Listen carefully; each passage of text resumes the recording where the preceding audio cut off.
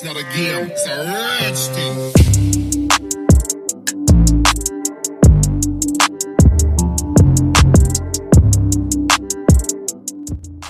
Hai teman haters, welcome back dan selamat datang bagi yang baru bergabung. Semoga kita semua sehat selalu. Kembali lagi di Sabtu Review, dimana di sini kita nggak hanya sekadar mereview buku untuk tahu jalan ceritanya aja, tetapi kita juga mengambil teknik-teknik kepenulisan yang nantinya bisa kita pelajari dan juga bisa kita terapkan dalam tulisan kita ya teman writers.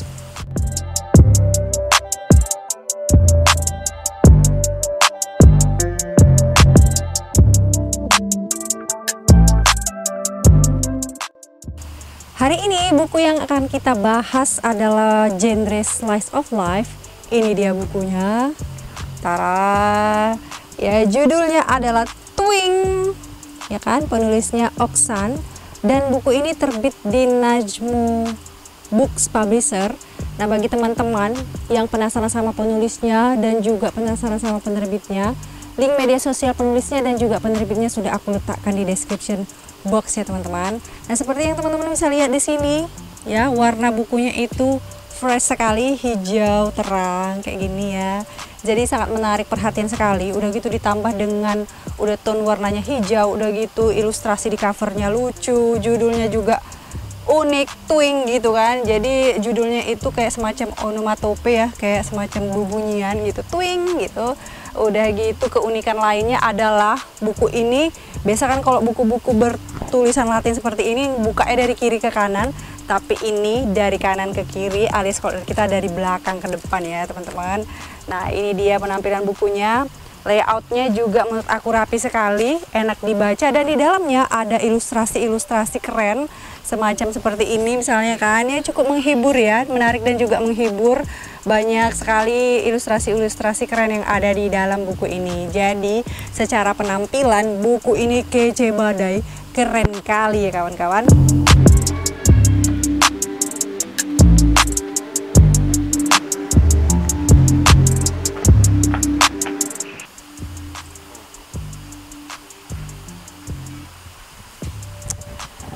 Nah, dari penampilan bukunya yang cukup unik dan juga ilustrasinya yang seperti ini, kita sudah bisa menduga ya bahwa buku ini pasti kental sekali unsur komedinya.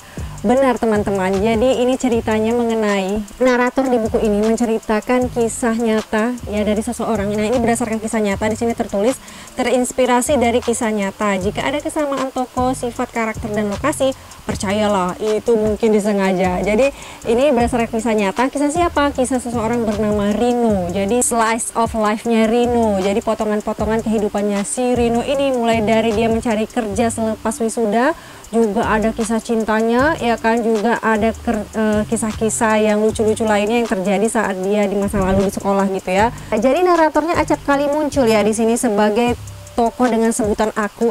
Jadi naratornya di sini memang menceritakan si Rino itu tadi. Nah, sudah pastilah ya ini namanya point of view-nya itu adalah first person walaupun dia menceritakan Rino. Kenapa? Karena naratornya muncul. Kalau misalnya yang namanya third person point of view itu biasanya naratornya tidak muncul seperti ini.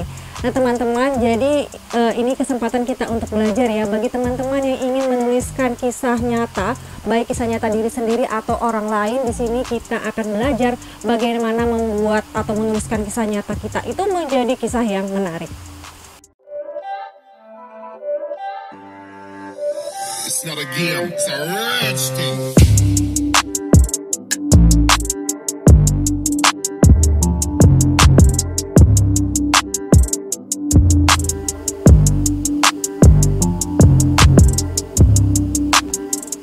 Nah, ide cerita dari Twing ini, novel Twing ini tentu saja terinspirasi dari yang sosok bernama si Rino ini tadi ya teman-teman. Ya kita nggak tahu, bisa jadi Rino ini adalah nama sebenarnya atau nama samaran. Jadi bagi kita yang ingin menuliskan kisah nyata, itu boleh dipilih, boleh pakai nama yang asli, juga boleh memakai nama samaran. Nah, tentu saja ide ceritanya itu mengambil potongan-potongan hidup si Rino ini yang paling menarik, yang paling inspiratif, dan juga ya minimal yang paling membuat perubahan gitu untuk tokoh utama dari novel Twing ini tadi. Jadi ini juga bisa kita terapkan teman-teman kalau misalnya kita ingin menuliskan kisah-kisah nyata, itu kita ambil potongan-potongan hidup yang inspiratif, yang penting-penting, yang bisa menjadi titik tolak untuk perubahan tokoh dari yang kita ceritakan tersebut. Nah, seperti di dalam novel Twing ini tadi, penulis Bang Oksan ini memilih potongan hidup Rino. Misalnya yang penting itu adalah keputusan atau keputusan si Rino ini dalam memilih sesuatu di kehidupannya gitu ya. Dipilihnya ini belum tentu berakibat baik, bisa juga berakibat buruk. Jadi sangat alami sekali. Nah, itu salah satu ciri dari slice of life. Dan yang kedua, masa lalu yang dipilih juga, misalnya masa ketika sekolah ya, SMP dan lain sebagainya, itu juga dipilih yang memang memiliki hikmah yang nyambung ya dengan kehidupan yang sekarang sedang dialami Rino itu tadi.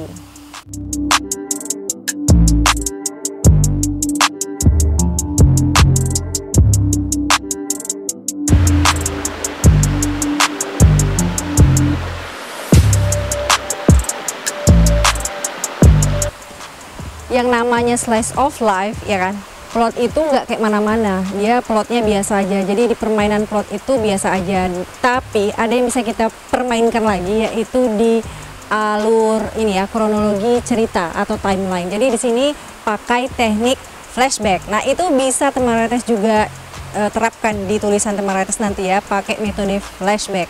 Jadi Twing ini menggunakan metode itu untuk menceritakan masa lalu, tapi kemudian nanti dikaitkan lagi hikmahnya dengan kejadian yang ada di sekarang ini. Dan menurut aku itu cara yang baik dan cerdas sekali ya teman-teman, itu bisa ditiru. Nah, kemudian cerita yang slice of life ini biasanya punya open ending alias ending yang terbuka.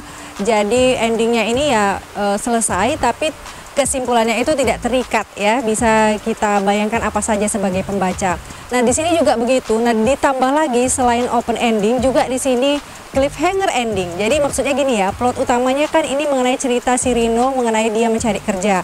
Nah, akhirnya dia menemukan pekerjaan gitu kan, walaupun dia telah struggling di kerjaan sebelumnya, dan dia kemudian menemukan pekerjaan baru. Itu dianggap plot yang selesai walaupun dia open ending.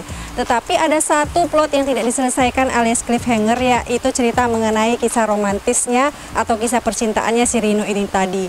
Bisik-bisiknya sih katanya ini akan ada sequelnya. Kita tunggu aja ya, dan karena aku juga penasaran akhirnya dengan kisah cintanya si Rino ini tadi. Nah, ngomong-ngomong tentang rasa penasaran ya kan, buku ini juga memiliki satu unsur rasa penasaran atau atau moment of curiosity. Jadi moment of curiosity-nya ini terasa sekali ketika di bab pengirim SMS misterius. Jadi itu bisa teman-teman praktekkan juga ya, kasih dia unsur penasaran di bukunya.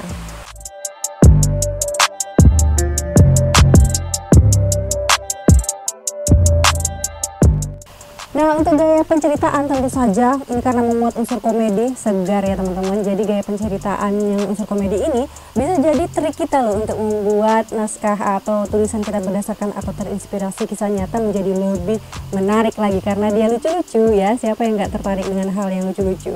Nah, ada satu hal ya, atau salah satu hal lah yang bisa kita perhatikan dan juga kita bisa pelajari dari novel Twing ini, yaitu bagaimana cara menyusun kalimat yang baik dan benar juga efektif ya teman-teman.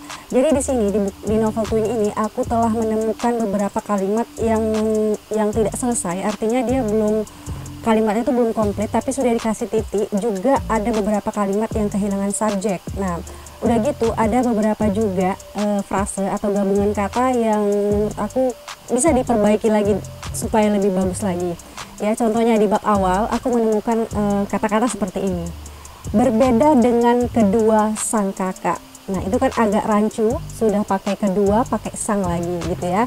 Terus kemudian ada kata layaknya seperti. Nah, itu adalah dua kata itu sebenarnya memiliki makna yang sama ya teman-teman. Terus ada yang ketiga, di tengah lapang. Nah, ini kan maksudnya untuk mengatakan di tengah tanah lapang tapi tanahnya hilang, atau misalnya bisa juga digunakan di tengah lapangan ya. Terus aku juga ada menemukan info berulang ya, di halaman 200 ada fakta mengenai PNS gitu, ada pemikiran naratornya mengenai PNS. Nah, ini sudah disebutkan di halaman-halaman sebelumnya, kemudian diulang lagi di halaman 200. Nah, itu perlu kita hindari hal-hal yang seperti itu ya teman-teman. Udah gitu, yang paling keren di buku ini, ada yang paling kerennya itu menurut aku adalah di sini banyak sekali istilah-istilah dari dunia editor. Ya, jadi kalau misalnya kita awam tentang bagaimana cara editor itu bekerja, bagaimana dunia mereka. Nah, di sini kita bisa mendapatkan hal baru yang bisa kita pelajari dengan cara yang fun, dengan cara yang menyenangkan ya teman-teman.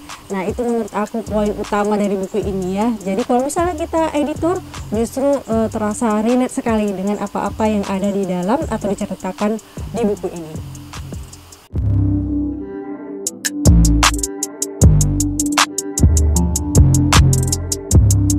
Untuk tata bahasa atau seputar Webi, di sini aku menemukan ada tanda baca ya, misalnya koma, lebih banyak sih koma. Jadi setelah kata terakhir sebelum koma itu diletakkan spasi ya teman-teman. Mungkin ini ada masalah ketika layoutingnya ya, bukan karena memang kesalahan ya, karena tapi supaya teman-teman ketahui, karena beberapa penulis pemula itu aku sering menemukan tanda baca itu selalu dipisah dengan kata sebelumnya, padahal itu tidak boleh ya, itu dilarang ya teman-teman. Jadi misalnya sebelum koma, kata terakhir kita adalah misalnya aku ke sini, sini kan kata terakhir kita, komanya itu tidak perlu dipakai spasi, langsung aja koma baru spasi untuk menuju kata berikutnya. Begitu juga kalau kita pakai titik, tanda seru dan sebagainya, itu tidak perlu kita pisahkan dari kata yang paling terakhir.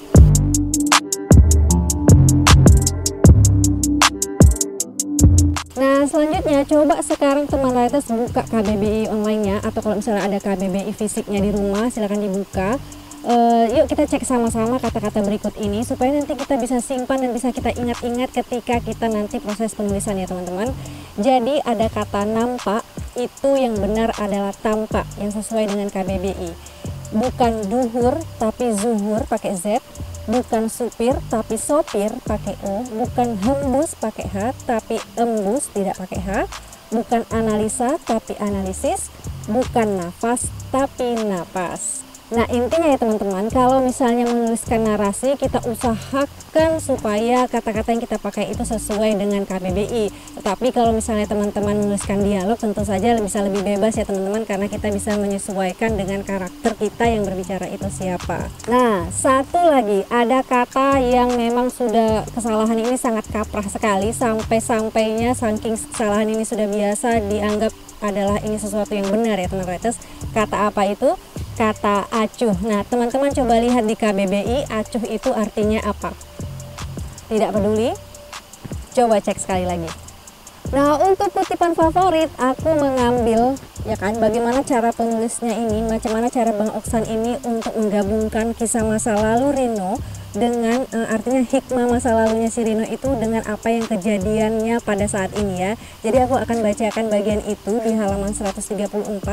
Ini di bagian sebelumnya diceritakan bahwa Rino di masa SMP saat pramuka itu diserang dengan kejadian diserang tawon yang mengamuk gitu ya. Jadi di situ ada hikmahnya dapat bahwasanya dia ingat bagaimana saat kondisi terpaksa dan tertekan ternyata dapat membuat orang mengeluarkan kekuatan lainnya.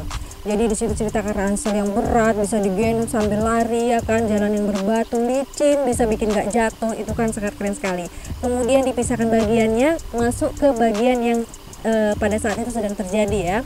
Diceritakan lagi, digabungkan hikmahnya. Ternyata kekuatan kita yang lainnya bisa dimunculkan karena keterpaksaan, karena tekanan. Persis seperti naskah yang sedang diedit Rino. Tidak terasa olehnya, ia sudah menulis satu bab. Kekurangan naskah, deadline yang mepet malah membuat Rino menjadi produktif. Jadi ada dua hal yang bisa kita pelajari di sini. Satu, teknik penulisannya teman-teman, bagaimana cara menggabungkan masa lalu dan masa sekarang. Udah gitu kita juga bisa ambil hikmah dari cerita ini untuk kehidupan kita sehari-hari. Ya pokoknya intinya kalau kita membaca kisah ini kita bakal teringat lagi dengan masa-masa lalu kita, masa-masa yang menyenangkan ya kan, sangat relate sekali dengan kehidupan kita. Nah bagi teman-teman yang mau buku ini silahkan hubungin aja penulisnya ya, Bang Oksan, yang sudah aku letakkan alamat media sosialnya di description box, atau juga langsung ke penerbitnya. Oke teman-teman, bagi yang mau bukunya kita review juga di Sabtu Review, langsung kirim pesannya teman-teman itu ke email aku di ramadayantisaragi@gmail.com. Mohon maaf jika di dalam review ini aku membuat kesalahan-kesalahan ya teman-teman. Dan terima kasih atas perhatiannya. Jangan lupa like, comment, and share. Dan jangan lupa pula tekan tombol subscribe-nya, juga dinyalakan bel notifikasinya supaya kita bisa ketemu lagi di video selanjutnya. Sehat selalu teman haters, see you.